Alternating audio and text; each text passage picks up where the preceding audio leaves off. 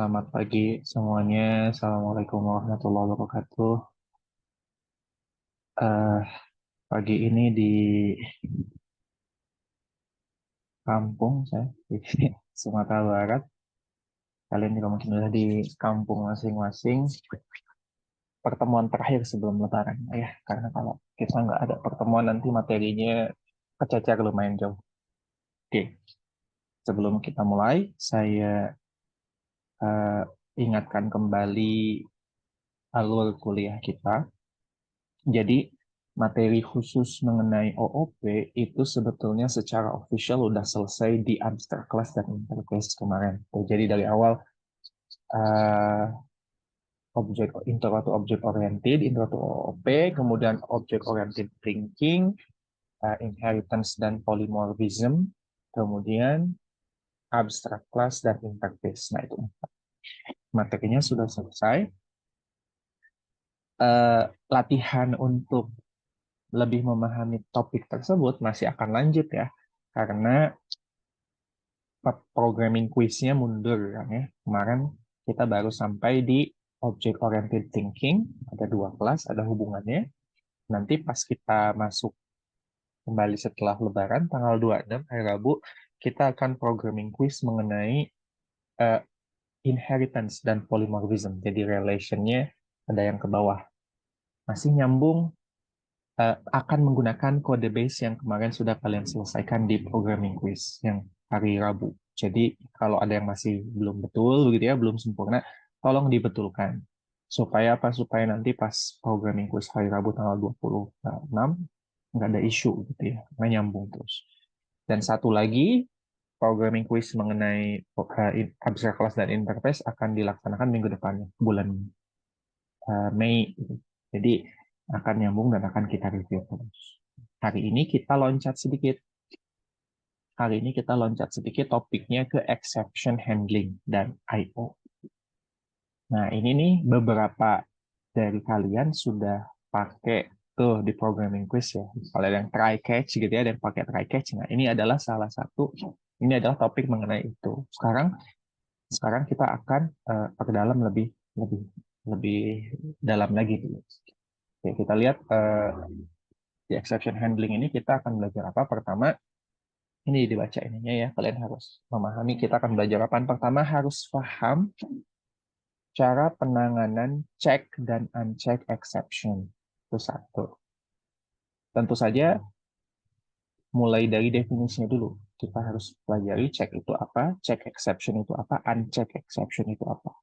Kemudian secara lebih spesifik, kita akan belajar mengenai input-output di sini, di topik ini. Jadi, eh, baca tulis berkas, baca tulis input yang dari keyboard, itu akan kita pelajari. Sebelumnya, yang sudah digunakan sampai kayaknya minggu ini itu ada namanya scanner kan ya, scanner.in begitu. Kemudian ada juga system.out begitu. Nah, itu adalah salah satu method atau kelas yang digunakan untuk membaca input maupun menulis input ke user. Sekarang kita akan belajar yang baru, ada namanya buffer reader, buffer writer, dan beberapa yang lain. Seperti biasa, kita akan bahas quiz, tapi loncat-loncat ke slide ya, karena pembahasannya di situ. Oh, yang attempt 50 dari 60. Ada 10 yang nggak ikut sama sekali. Oke, anyway, nggak apa-apa. Oke,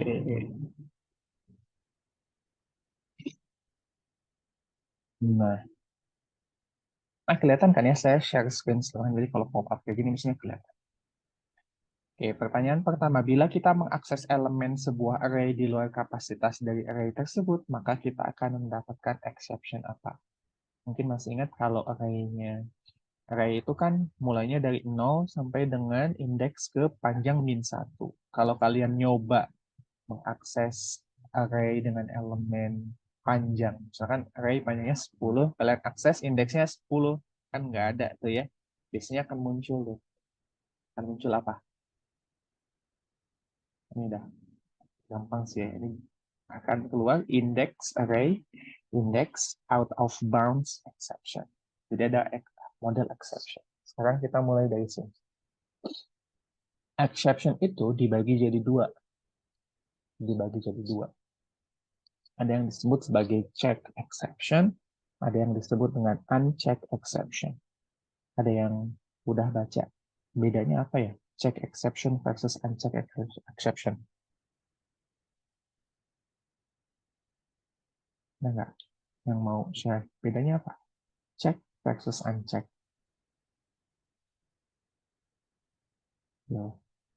Nih, saya ke slide dulu. Gimana? Ya, silakan. Izin coba jawab ya, Pak. Silakan, silakan. Kalau ceket itu, kalau menurut saya ceket itu yang bisa diprediksi. Jadi sebelum runtime-nya berjalan, kita udah ngecek dulu nih bakal error apa aja. Tapi kalau yang unchecked, kita unpredictable gitu, Pak. Jadi pas nggak bisa diprediksi apa yang bakal error, pas dijalanin tiba-tiba keluar error gitu, Pak. Oke, baik, terima kasih kakak. Jadi kalau disambungin ke, ingat nggak waktu awal-awal kita kuliah, kita belajar ada beberapa jenis error. Ingat nggak? Ada yang masih ingat? Error apa aja? Tipe-tipe error. Yang pertama ada error yang disebut sebagai Syntax error, Pak. syntax error. Kalau syntax error itu artinya apa? Masuknya kategori apa? Masuknya kategorinya apa? Jadi error itu ada dua besar begitu ya, dua error besar terus ada turunannya. Nah, syntax error, compile error. Tuh. Lah, temennya satu lagi sama compile error, satunya lagi Logical error. Nah, kalau logical error hitungannya masuk ke error yang mana tuh? Ini gedenya, apa namanya, jenis besarnya. Syntax error masuknya compile error. Kalau logical error hitungannya Runtime, Pak. runtime, betul, runtime error. Nah, jadi sebetulnya error itu secara umum dibagi jadi dua ya, runtime sama compile. Compile error, runtime error. Nanti turunannya banyak tuh. Syntax termasuk compile error. Logical error termasuk runtime error. Gitu ya. Bedanya apa? Compile error sama runtime error.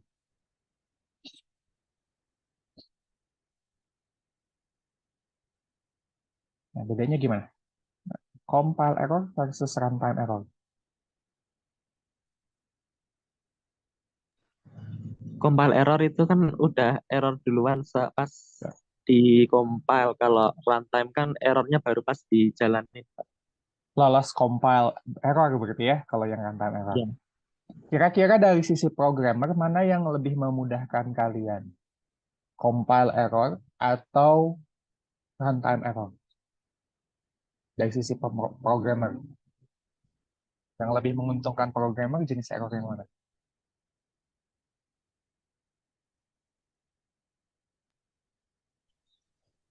Compile, Pak. Kenapa? Kenapa Maulana? Kenapa compile error? Langsung keluar errornya di line mana dan Betul. apa errornya. Betul. Nah, jadi kita mulai dari situ ya. Exception, kita tarik ke belakang ke pembahasan mengenai error. Ini perlu dipahami supaya kebayang logikanya di mana dan make sense. Jadi error itu dibagi jadi dua secara umum. Ada runtime error, ada compile error. Compile error itu sangat membantu sekali programmer. Kenapa? Karena pertama programnya nggak jalan kan, yang kedua dikasih tahu errornya di mana. Jadi kita bisa perbaiki. Runtime error itu sebaliknya.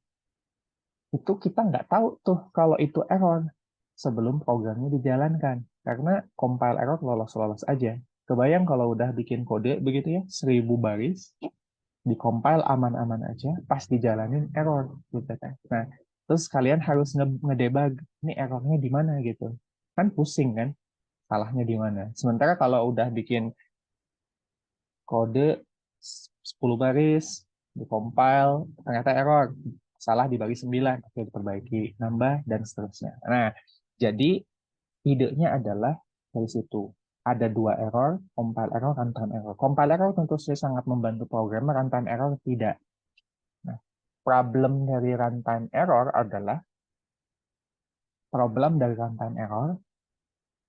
kita tidak tahu errornya di mana, dan Kalau kalian bikin program, programnya itu akan terminate secara tidak normal. Oke, kita ke situ dulu. Jadi, kalau kalian bikin program, mestinya kalian pengen program itu selesai ketika penggunanya bilang selesai. Sama kan kayak kalian bikin program yang udah dibikin di lab maupun TP, pilih pilihan 1, 2, 3, 4, 5. Kalau ingin selesai, klik 5, misalkan ketik 5 atau ketik selesai atau ketik end dan sebagainya. Jadi programnya jalan, kalau usernya bilang selesai, selesai. Nah, tapi kalau ada error di jalan, user nggak bilang selesai, programnya terminate. Dan itu yang disebut sebagai terminated abruptly, gitu. Jadi terminate yang tidak diharapkan. Dan ketika kalian bikin program, bikin software, tentu saja ini adalah bukan hal yang diinginkan. Proses error yang membuat software berhenti itu bukan hal yang kalian inginkan. Kenapa kalian harus restart lagi software-nya jadinya? Dan tidak bisa mulai dari terakhir, begitu state terakhir. Bagaimana kalau misalkan software kalian itu, program kalian itu menyimpan data historical sebuah aktivitas transaksi, dan di tengah-tengah menulis transaksi error berhenti. Datanya tidak ditulis atau ditulis dengan tidak betul, sementara programnya berhenti. Ketika programnya dijalankan lagi, belum tentu transaksi tersebut bisa diresume gitu, dilanjutkan. Nah, ini masalahnya.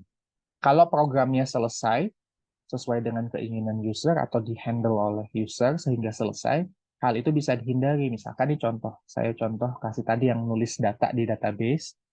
Misalkan nulis data di ada satu transaksi keuangan lah di bank begitu kan, nulis data kalian entah ngambil uang di ATM atau nabung gitu kan. Dalam proses nabung ternyata error. Nah, uangnya belum keluar, tapi si transaksinya udah kecatat. Sering kan kayak gitu kan, kecatat gitu kan, kesel kan, harus di trace lagi satu-satu, jadi sebenarnya ini uangnya udah keluar atau belum. Nah, proses itu sangat tidak diinginkan, makanya kita akan belajar yang disebut sebagai exception handling. Kenapa? Karena proses error itu sebetulnya temannya disebut sebagai exception. Nanti kita lihat di slide. Jadi kalau lihat di slide, nah, jadi kalau program error, ya apapun itu ya, runtime error, virtual machine error, linkage error, ada banyak banget. Ini tuh adalah kelas yang mengextend throwable. Intinya adalah kelas di Java. Jadi error itu adalah kelas di Java. Exception itu temennya, sama-sama kelas di Java.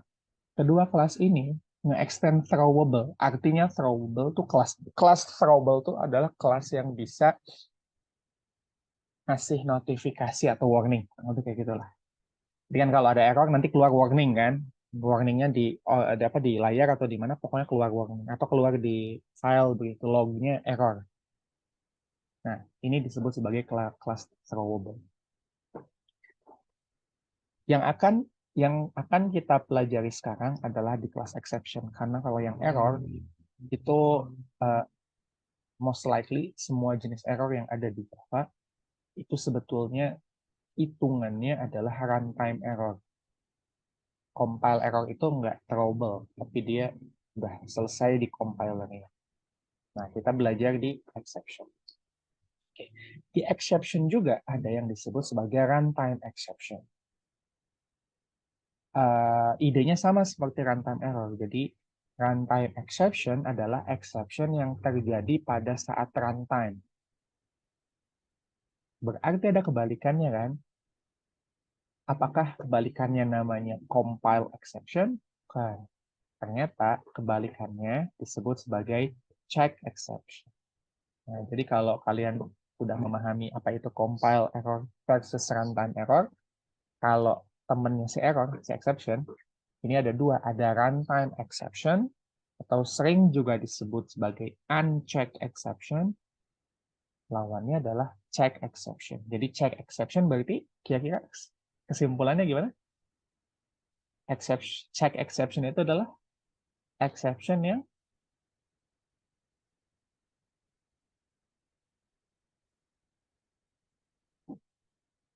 Ayo, check exception adalah exception yang akan dideteksi oleh compiler. Sehingga kalau check exception ini tidak dideklarasikan secara eksplisit, compilernya nggak mau akan menghasilkan compile error. Sementara runtime exception sebaliknya, dia dideklarasikan atau tidak dideklarasikan, compiler akan tetap sukses mengcompile. Baru ketahuannya nanti pada saat runtime. Makanya disebut sebagai runtime exception. Nah, nih kalau saya masuk ke error, itu hitungannya runtime, terjadi pada saat runtime. Tidak bisa dilakukan, kita tidak bisa melakukan apa-apa kelas error ini. Nah, kalau di exception dia dibagi dua, jadi check exception dan uncheck exception. Yang uncheck yang mana? Yang uncheck yang runtime exception aja, yang check sisanya. Jadi kalau disimpulkan gambarnya itu jadi kayak gini. Ada terakhir nih. Nah, jadi uncheck exception dan runtime error, pokoknya yang error-error yang tidak bisa dideteksi pada saat compile time, itu kira-kira diagramnya. Seluruh error itu tidak bisa dideteksi pada saat compile time, sementara runtime exception itu adalah exception yang kotor. Exception yang akan terjadi pada saat runtime. Sisanya itu adalah check exception. Artinya, kalau check exception ini tidak dideclare, tidak dideklar oleh programmer begitu ya, compilernya akan ngasih tahu, ini berpotensi menghasilkan exception nih, tolong dideklarasikan. Nah, itu idenya. Ada pertanyaan sampai sini? Itu ide dari exception. Jadi, kira-kira menurut kalian di topik exception handling ini yang akan kita pelajari fokus ke check exception atau ke uncheck exception menurut kalian? Tebak aja. Ketika kita belajar exception handling, kira-kira exception yang mana yang akan kita handle itu? Exception yang uncheck atau yang check kira-kira? Tebak aja. Yang cek, Pak. Oke, betul. Kenapa? Karena kalau yang uncheck ya nggak bisa dihandle. Oh, sorry, bukan nggak bisa. Ya tidak akan bisa kita handle karena terjadinya juga mungkin tidak kita ketahui gitu. Karena programnya salah gitu dan betul. Terima kasih Kak. Jadi yang akan kita pelajari sekarang adalah error dan error semuanya uncheck gitu ya. Semuanya terjadi pada saat runtime. Exception, cara menangani menghandle exception yang tipenya check. Kenapa? Karena itu harus dihandle. Kalau tidak dihandle, compilernya nggak mau. Ya kalau compilernya nggak mau, programnya nggak bisa jalan, begitu kan? Maka kita harus belajar, oke, bagaimana cara menghandle exception yang tipenya check exception. Oke, ini kalau lebih jelasnya kalian bisa cek di kelas exception yang tipenya check itu apa aja, tapi kurang lebih mayoritas check exception itu yang nanti ada hubungannya dengan I/O. Contoh di sini udah nongol dulu ya, ada class not found exception, satunya lagi I/O exception. Class not found exception itu kalian nge-declare sebuah variabel dengan tipe sebuah kelas, tapi kelasnya tuh nggak ada atau nggak bisa kamu akses. Jadi class not found. Itu nggak akan banyak dibahas di sesi 2 pertemuan ini, tapi yang akan banyak dibahas yang I/O exception. Karena nanti baca tulis berkas ke file itu melibatkan exception yang disebut sebagai I/O exception. Nah, jadi arahnya dari sana ya, mudah-mudahan make sense dan paham. Jadi error itu dibagi dua, ada yang compile error, ada yang runtime error. Compile error memudahkan karena ketahuan errornya di mana dan kalian dikasih tahu bagian mana yang error. Runtime tidak, gitu ya. Runtime tidak tiba-tiba error aja. Sintaks termasuk compile error, logical error termasuk runtime error. Nah, sama ke bawah-bawah. exception itu juga dibagi dua. Ada yang disebut check exception, ada yang disebut uncheck. Yang uncheck terjadi pada saat runtime, tidak bisa kita prediksi, tidak bisa kita ketahui kapan terjadinya. Dan compiler nggak ngasih tahu apakah ada potensi runtime exception atau tidak. Jadi ya udahlah. Tuh anyway kita coba nanti pelajari kira-kira kalau ada yang model-model kayak gini kayak gimana. Tapi lawannya check exception itu akan membuat compile error, compilernya nggak mau gitu yang lanjutin. Jadi mesti dihandle dari awal. Makanya kita pelajari bagaimana cara menghandle exception yang tipenya check exception. Oke, kita ke soal lagi. Ya. Array index out of bound exception itu termasuk check exception atau uncheck exception. Ini adalah index out of bound exception. Coba kalau ini, kalau yang A, yang B sama yang C udah dibahas, error exception nggak ada error. Yang A deh, yang A ini ada. Input mismatch exception. Kalau kita habis jelasin penjelasan saya, kira-kira input mismatch exception ini termasuk check atau uncheck?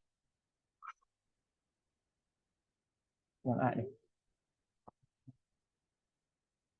Ayo, kira-kira. Ini nggak ada di gambar. Makanya minta kita coba. Input mismatch exception. Termasuk check atau uncheck? Kira-kira aja input mismatch itu apa? Input mismatch. Contoh input mismatch itu kalian pin scanner. Terus inputnya itu mintanya numerik begitu, terus kalian masukin string, nanti mau muncul tuh input mismatch exception macam itu. Itu kira-kira check atau uncheck?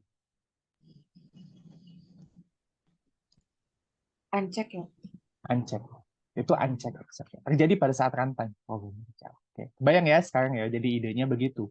Bedanya check dan uncheck. Oke, lanjut. Soal nomor 2. Oh, udah ketahuan. Oke, karena ini udah dijelasin, apa bedanya check dan uncheck? Kira-kira mana yang benar? Kita baca satu-satu.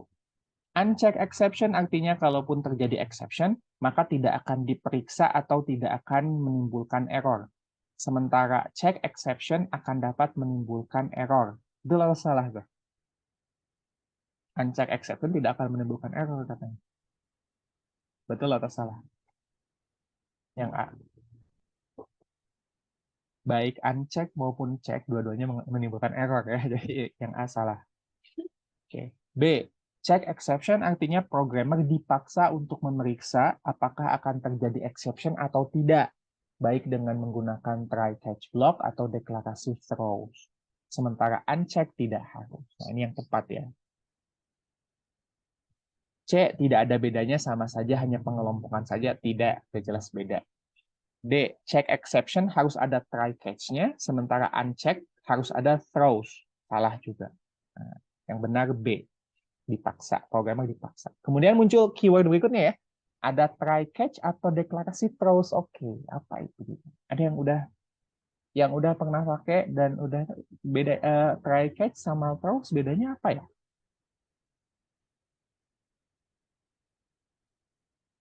Ada yang udah pernah baca nggak?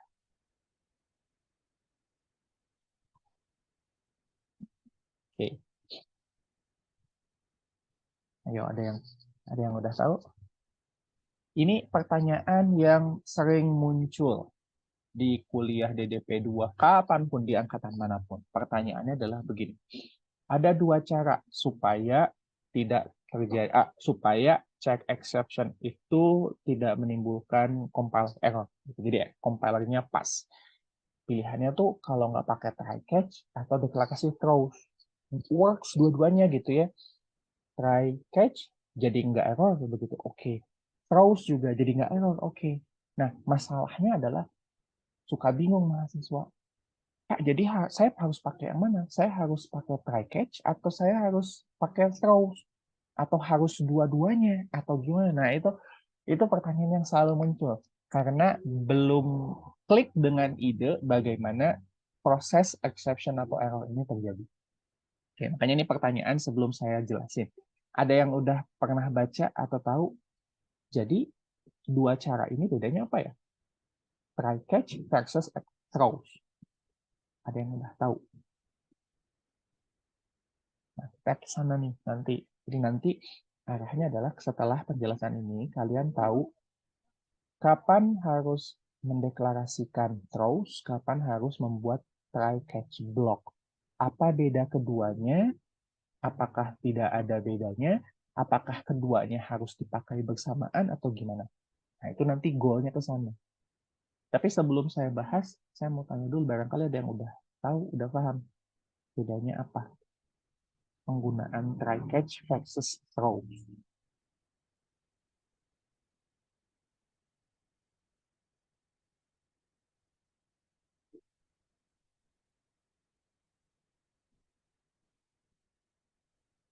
Oke. Ayo, ada yang mau coba elaborasi? Ini penting, ini inti dari kuliah topik exception handling ya, bagaimana memahami. Oke, sekarang saya jelasin ya. Oke, ini perhatikan baik-baik ya. Ini yang paling penting. Topik ini yang paling penting. Jadi satu, exception itu maupun error itu adalah subclass dari throwable. Itu udah ya. Subclass dari throwable. Oke, ini aja deh. Subclass dari kelas throwable. Artinya apa? Artinya throwable itu terus kalau dia terjadi, kalau ada aktivitas terjadi, error terjadi, dia akan meng-create object throw. Meng-create object throwable, sorry. Meng-create object throwable. Jadi kurang lebih kayak gini. Kalau misalkan ada apa tadi salah satu contoh error yang paling sering kalian temui, index out of bounds. Oke. Index out of bound. Kalau kalian bikin array terus salah ngakses, nah pas salah ngakses itu si Java ke-trigger tuh, salah ngakses nih si programmernya. Langsung dia buat object throwable, terus di-throw, dilempar. Dilempar ke siapa? Nanti kita. Tapi intinya adalah akan ada object throwable yang dibuat ketika error itu terjadi. Ketika null pointer exception, kalian mengakses sebuah array dan atau mengakses sebuah reference object yang tidak ada, kosong atau null, ke-trigger tuh Java. Dia akan membuat object throwable. Well, salah. Object exception, tapi ingat casting ya. Tapi object exception tersebut throwable kan, karena dia subtype-nya kan. Kalau error juga sama, akan dibuat object error, tapi dia throwable tuh, karena kan tipenya, subtipe dari throwable gitu ya. Jadi pokoknya ketika ada event terjadi, akan di-create object exception atau object error yang sama-sama throwable, karena kan subtipe. Idenya begitu. Maka, definisinya begini sebetulnya. Kalau kalian ingin membuat atau ingin mendefinisikan sebuah exception baru, maka kalian bisa lakukan dengan cara mendeklarasikan exception dengan keyword throws. Contoh, lihat dulu kolom yang sebelah kanan saya atau kiri, ya yang ini nih. Lihat bagaimana. Nah, ini ilustrasi yang sangat baik. Jadi, jika ada error terjadi, errornya yang mana aja, pilih aja yang tadi. Atau exception yang mana aja, maka sebetulnya di dalamnya itu dia akan membuat object exception baru dan akan di-throw.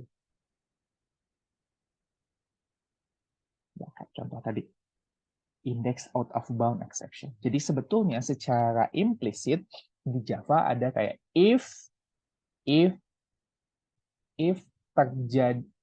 terjadi programmer salah ngakses index array, maka dia akan throw new index array index out of bound exception.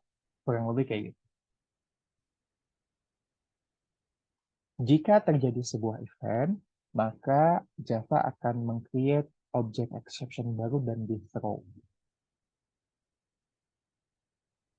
Nah, khusus untuk yang check exception, ya, kalau yang uncheck exception, kalian tidak berkepentingan untuk mendeklarasikan throw. Kayak begini nih, throws exception. Tidak berkepentingan. Seperti yang tadi kita bahas, kalau yang uncheck itu, programmer tidak dipaksa untuk mengecek dan tidak dipaksa untuk mendeklarasikan. Terjadi aja gitu ya. Kayak index out of bound tuh uncheck, jadi terjadi aja. Khusus kalau exception-nya bertipe check exception, maka kalian wajib mendeklarasikan throws di depan method yang akan menghasilkan check exception. Caranya gimana? Nah, kayak gini. Nama methodnya, setelah itu sebelum ditulis kurung kurawal buka dan kurung kurawal tutup, deklarasikan exception dengan kata kunci throws. Throws exception.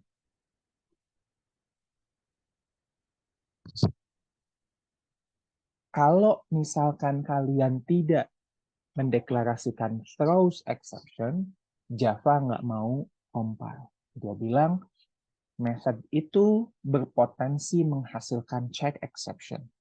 Tolong deklarasikan. Nah, biasanya ada tulisan kayak gitu. Contoh apa sih yang harus di throws, kayaknya yang dideklarasikan throws? Yang ada input-outputnya. Misalkan buffer reader, buffer writer, nanti kita bahas aktivitas-aktivitas baca tulis itu berpotensi menghasilkan I/O exception. Jadi di method yang dalamnya ada baca file, mesti dideklarasikan throws exception. Oke, terus Pak, try and catch itu fungsinya buat apa? Karena somehow mahasiswa menemukan bahwa kalau ada method yang berpotensi menghasilkan check exception, ternyata nggak harus dideklarasikan throws exception, cukup dimasukkan ke dalam try catch aja. Oh, jadi yang mana yang benar? Oke, nah sekarang kita pelajari idenya. Idenya itu begini. Idenya adalah throws itu nyambung dengan method. Ingat method ya, kita fokus ke method. Method itu memiliki prinsip delegation di Java. Jadi method itu kamu bikin dengan prinsip, ingat yang itu ada input, proses, output gitu kan. Method itu prinsipnya gitu, ada input, diproses sama method tersebut, kemudian dibalikin lagi sebagai output. Itu ideal bentuk method. Dan dia prinsipnya delegation, karena ibaratnya kalau kalian bikin method itu kayak nyuruh orang lain untuk ngerjain sesuatu. Bikin method tambahkan 2 bilangan, berarti kamu kayak nyuruh orang lain untuk tambahkan 2 bilangan. Kamu kasih ke dia, ini ada 2 bilangan, tolong tambahin. Dia nambahin, terus balikin. Oke, Pak, ini bilangannya udah saya tambahin, hasilnya segini. Nah, kan modelnya gitu ya. Dikasih, dipanggil. Nah, bagaimana kalau si method itu menerima 3 bilangan? Kan saya definisikan metodnya itu menjumlahin 2 bilangan. Kita kasih 3 bilangan. Pasti dia nggak mau kan? Lah kan saya cuma bisa ngejumlahin kalau bilangannya 2. Kalau 3 bingung saya nggak tahu karena perintahnya bukan kayak gitu. Nah, model exception itu juga sama. Jadi, exception itu kalau kalian bikin sebuah method dan di dalam methodnya berpotensi terjadi check exception, maka di method kamu deklarasikan throws exception supaya apa? Supaya yang manggil method itu sadar ketika dia manggil method ini berpotensi menghasilkan exception. sadar.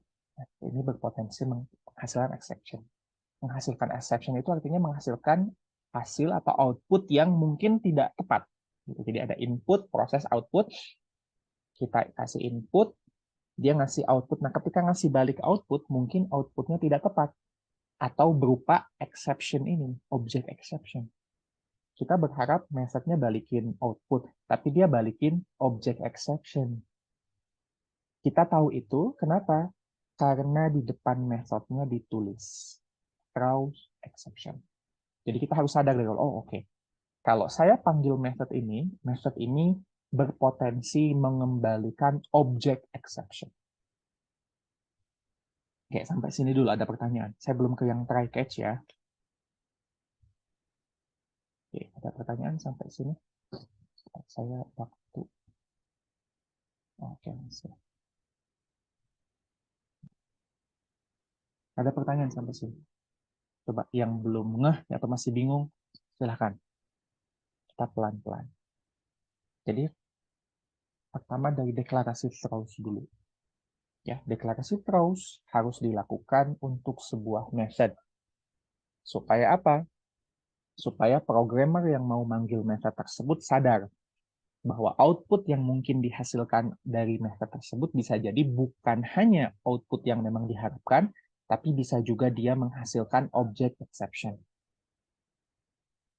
Exception gitu ya, error. Nah, terus fungsi try catch itu apa? Fungsi try catch itu adalah untuk menangkap object exception dan menghandle-nya sesuai dengan yang kita inginkan. Kan exception tipenya banyak. Ya, exception tipenya banyak. Bisa IO exception, bisa class not found exception, bisa illegal apa tadi mismatch exception, illegal expression exception, input pokoknya banyak banget exception itu tipenya kan. Untuk satu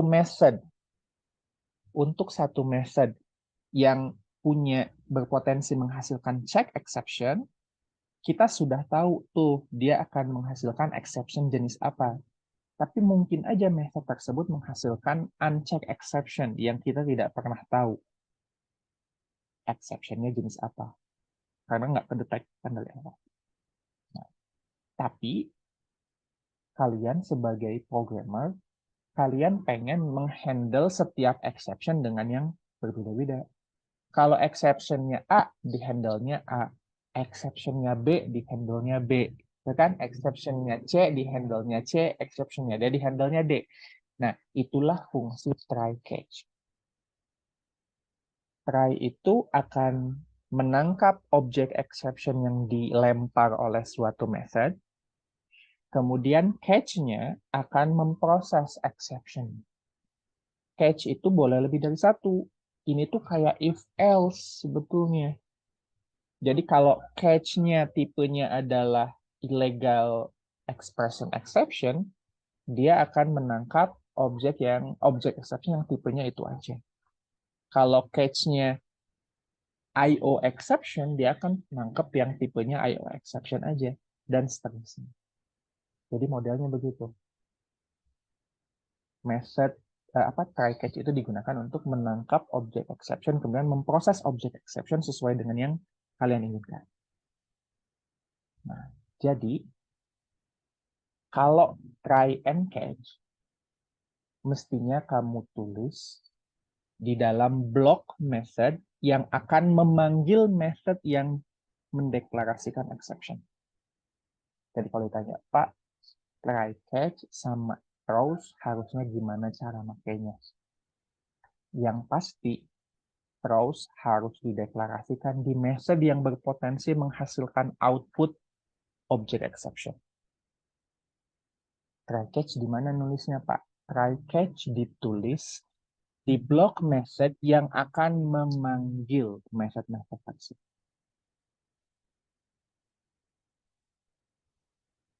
Nah, modelnya begitu. Langsung ke best practice-nya. Jadi kalau best practice-nya kesimpulannya gimana? 1. try and catch itu, bukan gitu. Nah, program Java itu kita selalu mulai dari method yang namanya apa? Program Java selalu dimulai dari method apa? Method utama itu ya, yang disebut sebagai method main. Artinya method main itu tempat pertama program itu berjalan. Artinya tidak ada lagi yang lebih atas dari method main ya. Nah, ini biar just in case enggak.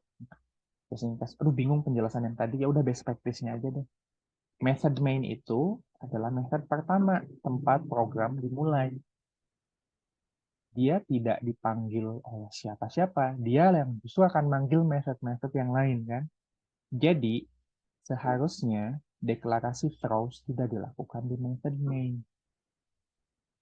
Tidak perlu dideklarasikan di method main karena method main itu tidak melempar objek. Siapa yang akan menangkap objek yang ditangkap oleh method main? Most likely tidak ada kan, karena itu method pertama gitu kan. Siapa lagi sih? Udah selesai, kalau method main ditutup programnya selesai. Jadi tidak ada gunanya kalian mendeklarasikan throws di method main. Deklarasikanlah throws di method-method yang akan dipanggil oleh method main. Nah, bagaimana dengan try catch? Nah, kalau try catch justru harus ada di method main. Kenapa? Karena dia nanti akan menangkap. Karena method main itu akan memanggil method-method lain, dan kalau method-method lain yang dipanggil itu menghasilkan exception, mesti ditangkap sama method main kan, supaya diproses. Itu best practice-nya. Tapi Pak, apakah try and catch tidak boleh berada di method lain selain method main? Oh, tentu saja boleh. Inti dari try catch adalah, kalau ada masalah, siapa sih yang mau clean up the mess, begitu ya, kurang lebih kayak gitu bahasanya. Kalau ada atasan dan bawahan, ini kayaknya lebih nyambung. Atasan dan bawahan itu kan hierarkis kan, dari atas ke bawah. Anggap aja di sebuah perusahaan itu posisi paling tingginya adalah presiden direktur. Presiden direktur, bawahnya direktur, bawahnya manajer staff. Anggap aja begitu ya. Hierarkinya kayak gitu. Presiden direktur, manajer, staff. Tuh, kebayang. Presiden direktur nanti nyuruh kan, anggap aja presiden direktur ini paling atas kan. Saya nggak paham kalau ada yang di atas lagi, kayak pemegang saham, komisaris, dan sebagainya. Kita anggap aja presiden direktur yang paling atas. Presiden direktur ngasih tugas ke siapa? Ke direktur dong. Nanti direktur ngasih tugas lagi ke siapa? Ke manajer. Manajer ngasih tugas lagi ke staff. Anggaplah itu method. Presiden direktur adalah main method, direktur adalah method lain yang dipanggil oleh main method. Manajer itu adalah method lain lagi yang dipanggil oleh method direktur. Staff itu adalah method lain yang dipanggil oleh method manager. Kayak gitu ya. Presiden direkturnya ngasih tugas ke direktur, tentu saja dia expect output, nanti direktur manggil ngasih tugas lagi ke manajer, manajer ngasih tugas ke staff. Sekarang masalahnya begini, kalau staff kerjaan yang nggak beres, apa yang harus dilakukan? Di organisasi yang benar, seharusnya ketika manajer ngasih tugas ke staff, terus staffnya berbuat kesalahan, artinya kerjaannya nggak benar, dia akan lapor kan ke manajernya. Aduh Pak, maaf, saya nggak bisa ngerjain ini, salah melulu. Oke, habis itu diapain? Manajer nyoba memperbaiki kesalahannya kan. Oke. Saya coba dulu deh kerjain. Selesai sama dia. Bisa. Nah, kalau misalkan prosesnya kayak gitu, berarti di method manager itu ada mekanisme try catch sendiri. Try-nya adalah menangkap exception yang dihasilkan oleh staff, catch-nya adalah menyelesaikan masalah yang yang tidak bisa diselesaikan oleh staff. Sekarang kalau ternyata manajernya tidak bisa, gimana? tetap nggak selesai. Tetap boleh kan? Ternyata nggak selesai juga. Udah try catch, di catch-nya ternyata nggak selesai. Ya udah, lempar lagi aja. Lempar exception ke yang lebih atas. Nah, itu si direktur. Prosesnya sama.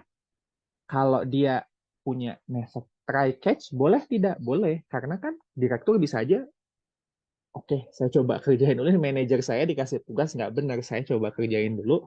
Kalau saya nggak benar, barulah ngasih tahu ke presiden direktur. Saya tidak bisa juga mengerjakan. Kalau di presiden direktur gimana? Mungkin nggak dia melemparkan lagi. Ke siapa mau dilempar masalahnya? Dia udah yang paling atas. Kalau masalahnya tidak selesai juga di presiden direktur, ya udah. Programnya stop aja, berarti tidak bisa diselesaikan. Nah, idenya begitu. Ide dari try catch versus throw. Jadi kalau hierarkinya kayak tadi, di staff, di method staff, mesti ada try catch atau throws. Kalau urutan alurnya kayak tadi, kayak yang saya ilustrasikan. Kira-kira.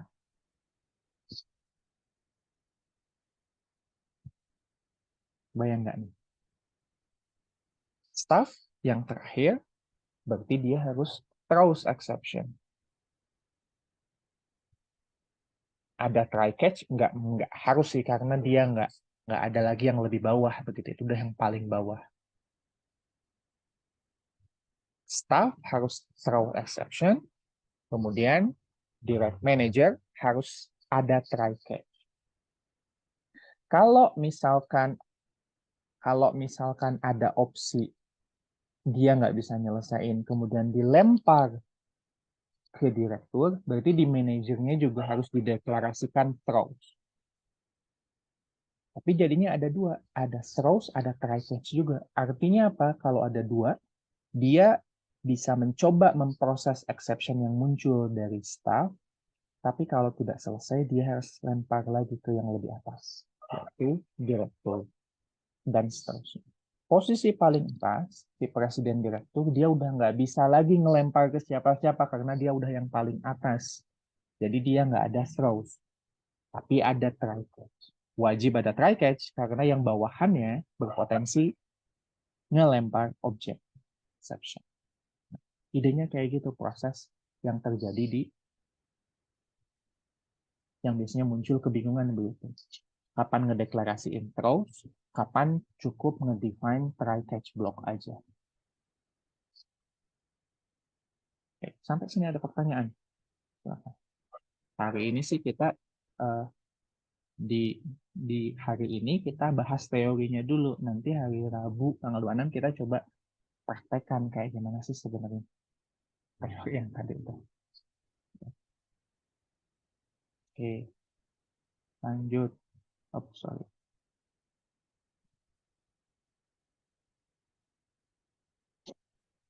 Nah, cara itu tadi logikanya. Ini slide ini silahkan dibuka lagi, diulang lagi. Ini yang paling penting. Ini adalah slide utama topik exception handling. Ini yang harus kebayang. Ya, siapa yang harus mendeklarasikan throws, siapa yang harus bikin try catch block, di method mana. Itu yang penting untuk dipahami. Kalau itu udah make sense, udah. Berikutnya adalah detail. Aja. Oke, bagaimana cara sintaks mendeklarasikan exception? Semudah di signature-nya tambahkan throws dan tipe exception. Sebelum kurung kurawal, Pak. Boleh tidak saya mendeklarasikan lebih dari satu exception? Boleh. Kalau satu throws exception, misalkan di sini contohnya IO exception, kalau lebih dari satu pakai koma. Throws, IO exception, koma other exception, sebanyak mungkin. Memangnya bisa sebuah method melempar lebih dari satu tipe objek exception? Bisa. Makanya nanti di method yang memanggil method ini mesti punya lebih dari satu catch. Try-nya satu, tapi catch-nya bisa lebih dari satu, sesuai dengan jenis exception yang mau ditangkap. Nah, ini cara untuk mendeklarasikan throw. Ya. Siapa sih yang harus mendeklarasikan throw sebuah method? Kan bingung. Siapa sih yang harus mendeklarasikan method? Oke, pertanyaannya tak lagi. Perlu tidak main method mendeklarasikan throws? Ini kita bahas dulu. Oke, perlu tidak kita mendeklarasikan throws pada main method? Ini bukan salah atau benar ya. Perlu atau tidak perlu aja. Perlu atau tidak perlu. Oke, kalau dari penjelasan tadi. Di main method yang public static void main gitu ya. Perlu tidak kita public static void main bla bla bla throw exception. Perlu atau tidak? Ini bukan salah atau benar sih. Perlu atau tidak?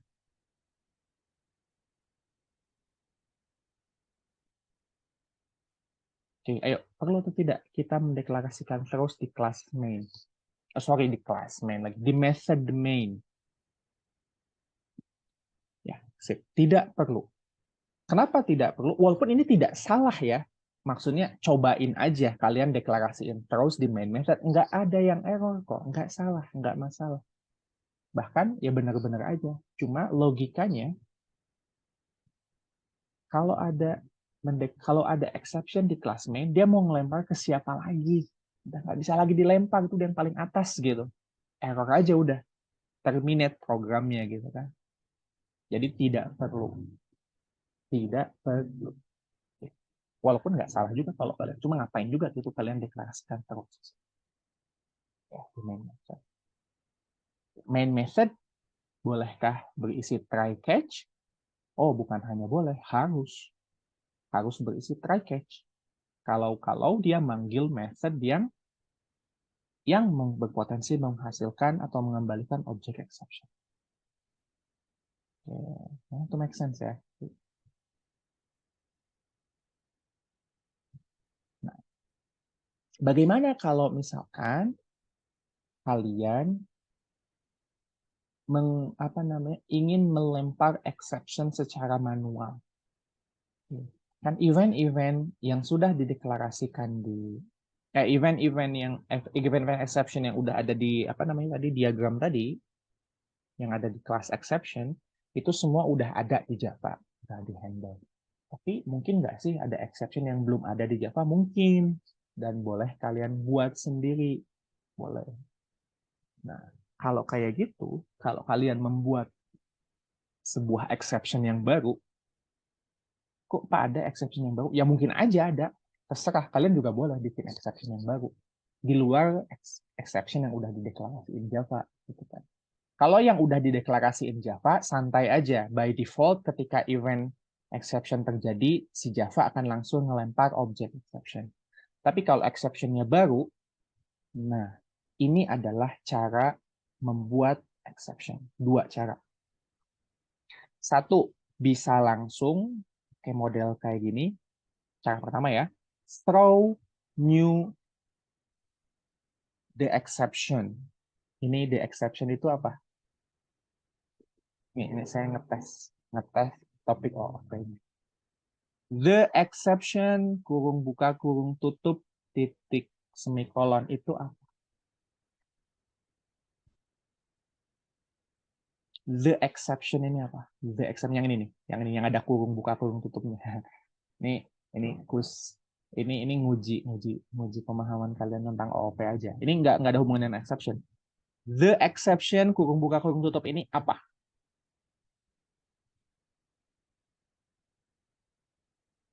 Ayo, boleh on mic, boleh di chat, silahkan. The exception ini apa? The exception ini. The exception yang kurung buka kurung tutup. Ayo. The exception.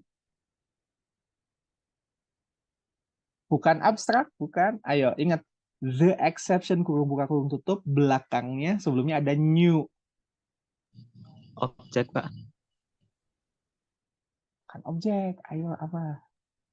Uh, The exception kurung buka kurung tutup. Itu apa?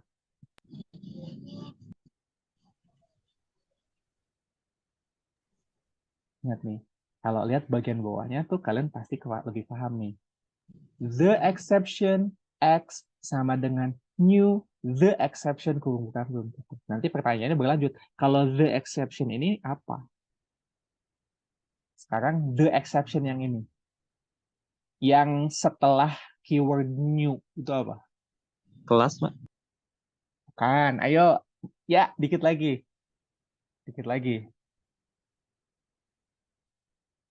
New, the exception yang ada kurung buka kurung tutupnya ya. Yang ada kurung buka kurung tutupnya. Kalau the exception-nya doang, ya oke lah, itu kelas atau tipe. Nih, the exception berarti kan tipe ya. Tipe ya, atau kelas. Tapi kalau the exception kurung buka kurung tutup itu apa? Konstruktor, Pak. Konstruktor, Pak. Konstruktor. Oke, betul. Itu konstruktor. Ya, itu ingat lagi topik kemarin gitu ya. Ingat, konstruktor itu dipanggil kalau mau buat objek baru. Berarti X ini, EX itu adalah objek exception. The exception kurung buka kurung tutup ini adalah konstruktor dari kelas the exception. Dan the exception ini adalah tipenya atau kelasnya. Nah, balik lagi ke cara melempar exception, cara membuat dan melempar exception. Ketika kalian ingin membuat objek exception dan dilempar ke yang manggil sebuah method, bisa dua cara. Cara pertama langsung pakai satu baris, throw new the exception. Jadi new the exception-nya membuat objek baru, objek the exception yang baru, throw ngelempar ke yang manggil. Atau cara yang kedua, cara manual. Bateraiku habis. Ini mau habis. Sedikit lagi juga lah. Cara kedua, dibikin manual. The exception. Exception sama dengan new the exception, baru bawahnya throw X. Itu dua cara yang sama. Cara yang sama untuk membuat dan melempar exception. Oke, contohnya gini. Illegal argument exception itu baru. Nggak ada di Java. Nggak ada illegal argument exception. Jadi kalau kamu mau bikin, illegal argument exception ada di Java apa enggak ya? Lupa saya. Kalau misalkan ada kelas illegal argument exception, dan kamu mau panggil, caranya begini, dideklarasikan di method set radius, throws illegal argument exception. Oh, ini ada. Terus nanti di bawahnya kamu bikin throw new illegal argument exception. Illegal argument exception itu konstruktornya nerima argumen string kayak ini. Kurang lebih kayak gitu sih. Oke, ada pertanyaan sampai sini?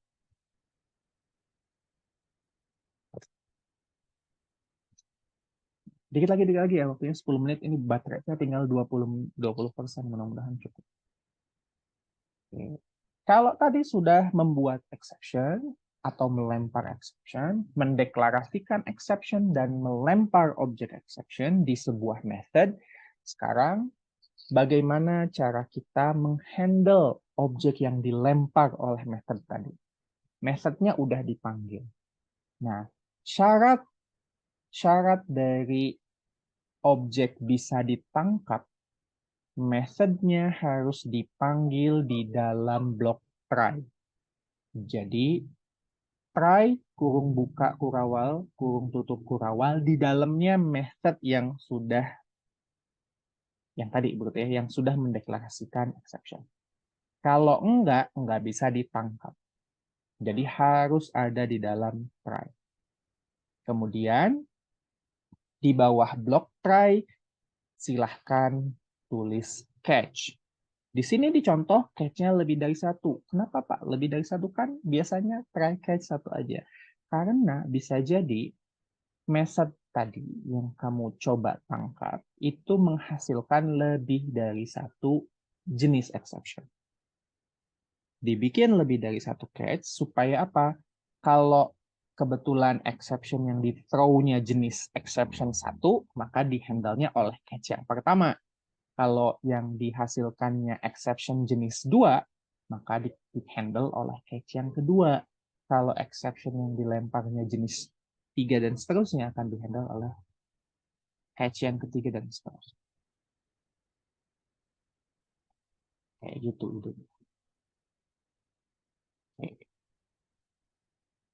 Nih, contoh. Ya, kalau di sini udah kelihatan sih, kalau yang namanya main method itu nggak mungkin lagi ngelempar exception.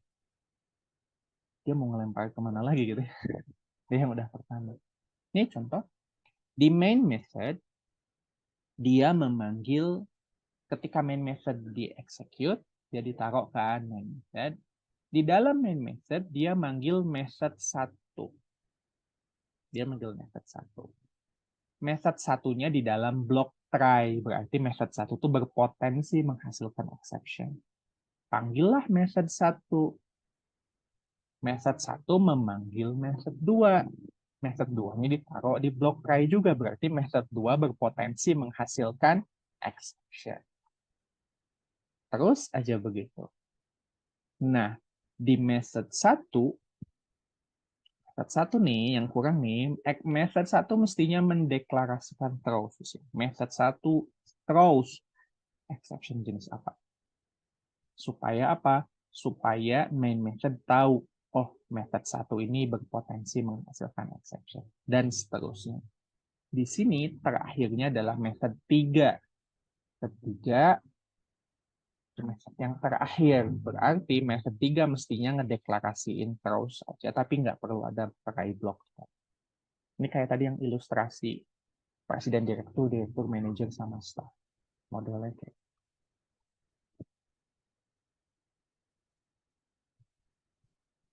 Oke.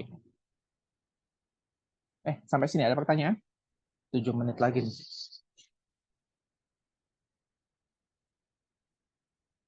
Oke, baterai saya tinggal berapa persen? 16%. Cukup lah ya. Pak, saya izin nanya, Pak. Silakan. Misalnya kalau kita nge-throw kan kita harus ada if-nya harus jelas ya, Pak, apa yang kira-kira berpotensi gitu. Biar nanti di catch-nya kita bisa bikin kondisi-kondisinya. Tapi kalau emang kita udah tahu gitu di if-nya, terus di catch-nya udah dibikin kalau kondisinya ini, kondisinya itu, kenapa masih bisa lolos kenapa kita harus bikin throw buat ngatasin kalau lolos ke try catch atasnya, Pak? Oke, pertanyaan yang bagus. Motor lewat. Oke, di sebuah method kamu udah bikin method, di dalamnya kamu tahu method ini berpotensi menghasilkan exception, gitu kan? Terus pertanyaannya adalah kenapa harus di throw? Kan udah tahu, kenapa nggak diselesaikan aja gitu ya di method itu? Nah, jadi prinsipnya begini, Hilmi. Jadi itu adalah pilihan programmer, tapi pakai logika begini. Logika gini. Kalau tadi kasus yang presiden, direktur, manajer, dan staff itu adalah kondisi yang ideal di mana sebisa mungkin kalau ada masalah itu diselesaikan sendiri. Kalau tidak bisa, baru kembalikan ke yang lebih atas yang manggil. Kan gitu kan? Makanya sebetulnya nggak perlu nge-throw dong, selesaikan aja di situ di method yang sama kan, kalau udah tahu jenis exception yang mungkin terjadi. Tapi ada juga desain yang nggak begitu. Desainnya adalah kalau misalkan terjadi error atau terjadi kesalahan, kamu tidak boleh menyelesaikannya sendiri, tapi kamu harus lempar ke atasan, kasih tahu ke atasan. Kayak gitu. By default. Contohnya apa di dunia nyata ya? Contohnya staff yang males deh kalau itu. Contohnya adalah organisasi yang males. Jadi staff kayak tadi masih, tapi staffnya itu kalau ketemu masalah dia nggak mau mencoba menyelesaikan sendiri. Dia langsung lapor manajernya. Manajernya juga sama. Ini salah, lempar aja lagi ke atasan sampai atas. Jadi atasannya yang harus nyelesain masalah. Nah itu saya nggak tahu apakah itu sering terjadi di dunia atau tidak. Tapi kalau misalkan di method, di ngedesain software, itu lazim dilakukan. Jadi yang dilakukan by default adalah lempar lagi itu yang sebenarnya. Gitu. Jadi nggak diselesaikan di dalam metode itu sendiri. Ini saya nggak tahu apakah bisa dibilang best practice apa enggak. Ini lebih ke arah begini. Kalau kalian membuat sebuah method, methodnya itu untuk menjumlahkan dua buah bilangan. Ya, methodnya itu untuk menjumlahkan dua buah bilangan. Bagaimana kalau tiga buah bilangan? Kan methodnya untuk menjumlahkan juga. Maksudnya mau menjumlahkan dua buah bilangan sama tiga buah bilangan kan nggak ada bedanya kan, cuma menjumlahkan aja. Menurut kalian seharusnya kalau method yang menjumlahkan dua buah bilangan, seharusnya dia bisa nggak menjumlahin tiga bilangan? Kira-kira. Bikin method ngejumlahin dua buah bilangan. Seharusnya dia bisa juga nggak ngejumlahin tiga bilangan? Bisa kan? Tapi bukan urusan dia. Ngejumlahin tiga bilangan bukan urusan dia. Urusan method lain yang memang diset untuk ngerjain untuk menjumlahkan tiga buah bilangan. Jadi, kalau method yang dua buah bilangan, disuruh ngerjain penjumlahan tiga buah bilangan, dia berhak nolak. Nggak mau, saya cuma bertugas menjumlahkan dua buah bilangan. Jadi dia balikin lagi kerjaannya ke yang manggil. Sorry, saya cuma bertugas menjumlahkan dua buah bilangan. Jadi jangan diselesaikan di dia, karena bukan tugas dia. Lempar aja ke lagi balik supaya dia ngasih tugas ke yang benar. Jadi logikanya gitu sih. Jadi bukan benar atau salah juga, itu bagaimana desain programmernya aja. Apakah dia mau mengembalikan, apakah dia nge-throw, kayak di contoh ini gitu ya. Kan kamu nge-refer ke contoh yang ini kan ya. Nah, kayak gini. Atau tidak. Kalau kalau misalkan ada orang ngeset radius yang kurang dari 0, yang dilakukan adalah apa? Membalikan object exception.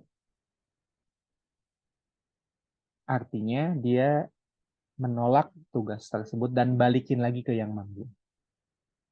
Atau bisa aja di-handle sendiri kan, dengan cara else, print aja, maaf, salah. Tapi stop jadinya. Nah, makanya best practice-nya tuh kayak gini.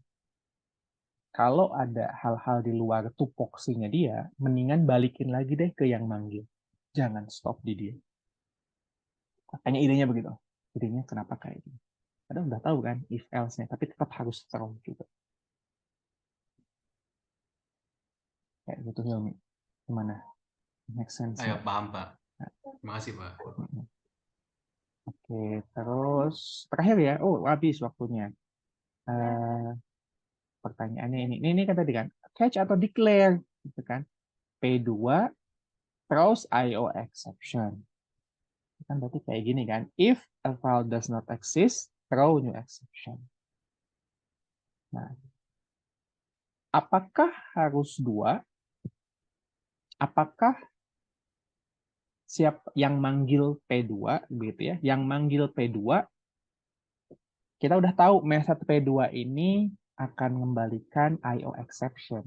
Sekarang di P1 yang manggil P2, saya mau tanya, bedanya yang kanan nama yang kiri apa? Yang satu, yang sebelah kiri saya di method P1 manggil P2. Ingat, P2-nya ngelempar exception. P1 manggil P2. Di P1 try P2 catch IO exception X. Satu.